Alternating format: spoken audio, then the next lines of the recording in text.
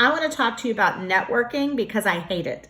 I hate networking. I'm terrible at networking. I don't know why. I'm just that person that always ends up strangely in the corner. So here's 3 tips to network well. One thing is create your own networking group, and then you don't have to network because you're running it. That's what we did here in Carrboro, North Carolina with Business and Brews.